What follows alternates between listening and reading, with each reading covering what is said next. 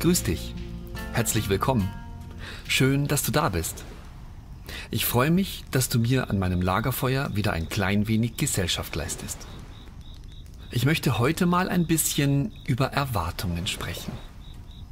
Erwartungen sind nämlich der Hauptgrund, warum du in deinem Leben Enttäuschungen erlebst. Denn nur wenn du etwas erwartest, kannst du auch enttäuscht werden. Eine Erwartung ist nämlich eine Täuschung. Du bildest dir in Bezug auf eine Person oder Situation etwas ein, und wenn deine Einbildung nicht eintrifft, löst sie sich auf. Du wirst enttäuscht. Stell dir mal bildlich ein breites Gummiband vor, das auf einem Tisch liegt. Wenn du nichts machst, liegt es einfach nur ganz glatt und gerade vor dir. Stell dir jetzt mal vor, dass dieses Gummiband eine Erwartung darstellt. Wenn du dieses Gummiband jetzt in die Länge ziehst, steigt die Anspannung.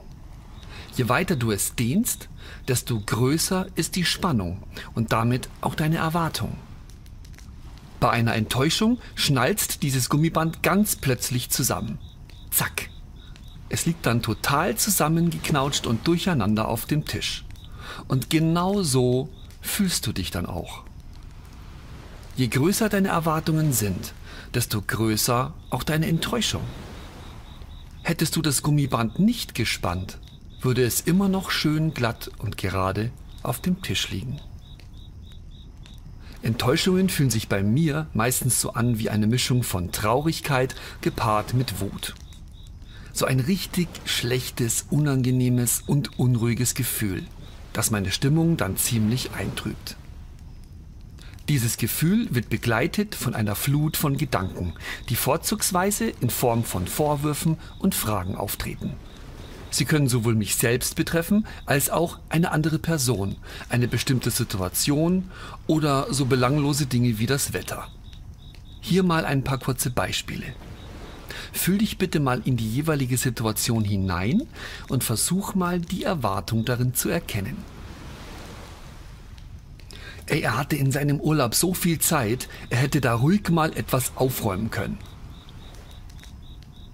Das Gespräch mit dem Kunden verlief so super, ich kann einfach nicht glauben, dass er trotzdem seinen Vertrag woanders abgeschlossen hat.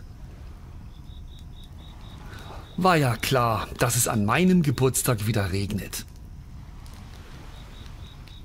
Der Film war ja der totale Reinfall, im Trailer sah das viel besser aus.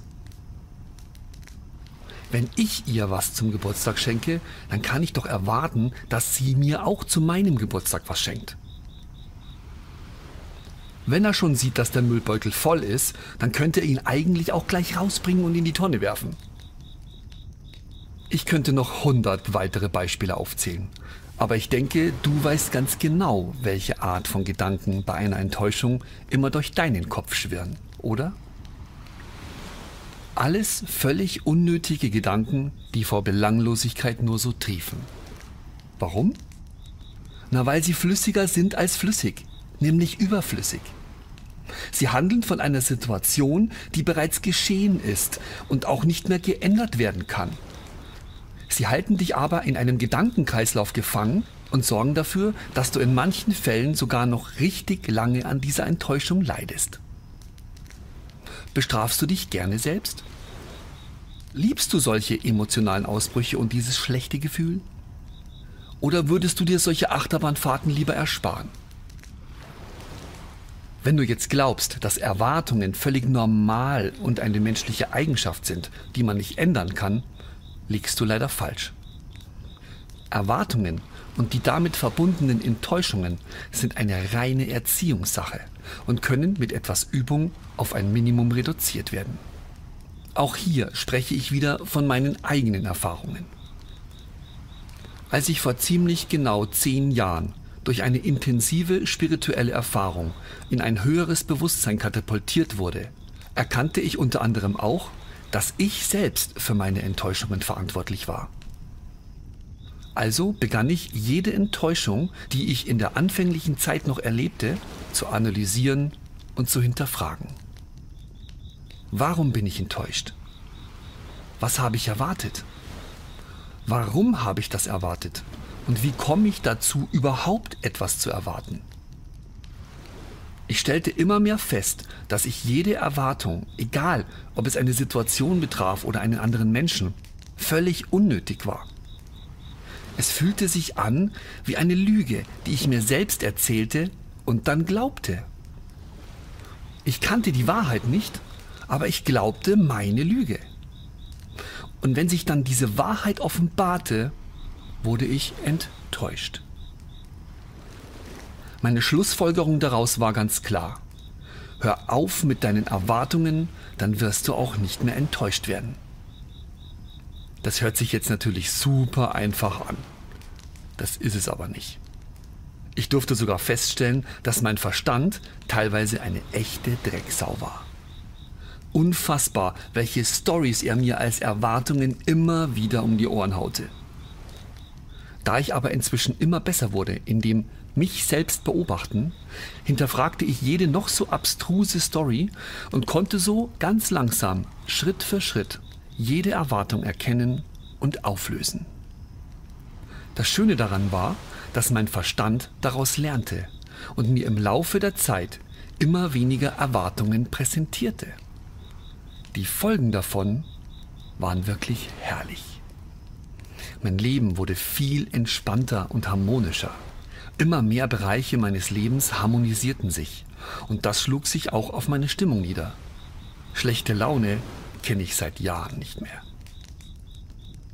Jetzt könntest du dich natürlich fragen, ob fehlende Erwartungen dafür sorgen würden, dass du weniger Freude empfindest. Du erwartest beispielsweise, dass dein Kind eine Prüfung besteht und wenn deine Erwartung erfüllt wird, wandelt sich die Anspannung in Freude um. Vorher weniger Anspannung zu haben, würde dann ja der Logik nach weniger Freude bedeuten. Aber mal ganz im Ernst, das ist totaler Quatsch. Freude empfindest du genauso, wenn du nichts erwartest. Sie ist wie ein Bonus, der obendrauf kommt. Das, was dir fehlt, ist nur dieses beschissene Gefühl der Anspannung, bis sich die zu erwartende Situation auflöst. Du kannst dich riesig über etwas oder jemanden freuen, wenn du nichts vorher erwartest.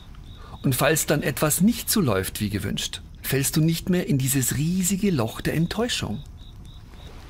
Du akzeptierst das Ergebnis ohne emotionale Talfahrt, weil du ja nichts erwartet hast. Du wirst sicherlich nicht begeistert sein, aber ich möchte die Emotion, die dann vielleicht bei einem negativen Ausgang oder schlechten Ergebnis in dir aufsteigt, eher als leichte Ernüchterung bezeichnen. Deutlich abgemildert und auch ohne diese lästigen Gedankenkreisläufe. Du kannst Dinge, die nicht so gut laufen, deutlich besser akzeptieren, wenn du keine Erwartungen mehr hast. Es ist viel angenehmer, energiesparender und nimmt das Drama aus den Dingen. Es macht dein Leben leichter. Ja, ich glaube, das ist ein gutes Fazit. Ein Leben ohne Erwartungen ist ein deutlich leichteres und harmonischeres Leben. Probier's doch mal aus. Schau mal deine Erwartungen an und finde Schritt für Schritt immer mehr Lebensbereiche, wo du sie auflösen kannst. Du wirst sehen, mit ein wenig Übung wird auch dein Leben bald sehr viel leichter sein. Vielen Dank, dass du heute wieder bei mir warst. Wenn es dir gefallen hat, freue ich mich über ein Like oder einen netten Kommentar. Und vielleicht schaust du das nächste Mal ja wieder vorbei. Ich würde mich freuen. Bis dahin wünsche ich dir von Herzen nur das Beste.